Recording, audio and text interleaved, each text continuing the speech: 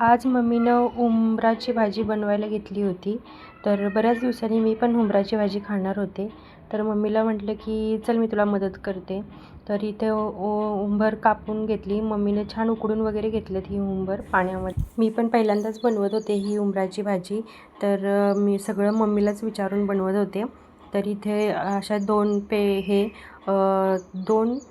चमचे तेल घेतलं. नंतर कांदा टाकला तेल गरम झाल्यानंतर. तर थोडंसं मीठ पण टाकून घेतलेलं मी त्यामध्ये कांद्यामध्येच थोडंसं. मग कढीपत्ता, आलं लसणाची पेस्ट वगैरे टाकून घेतली. छान परतून घेतली परत हे. आता हे थोडासा कांद्याचा रंग कलर चेंज होईपर्यंत परतून घ्यायचं.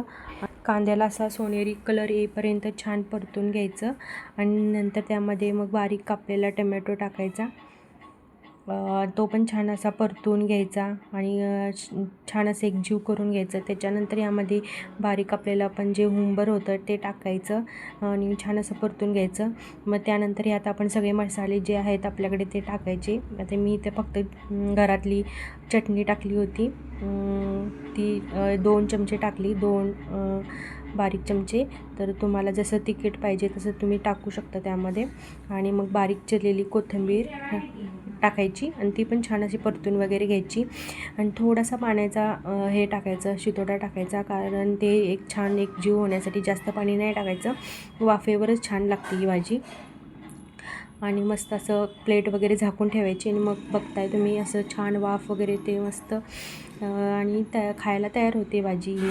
खूप छान लागते. तुम्ही जर तुमच्याकडे उंबर भेटत असेल तर तुम्ही नक्कीच ही भाजी करू शकता आणि सगळ्यांना सर्व करू शकता. आता इथे मी माझ्या आत्तीला दिली आहे ही भाजी खायला, तर ती सांगेल कशी झाली.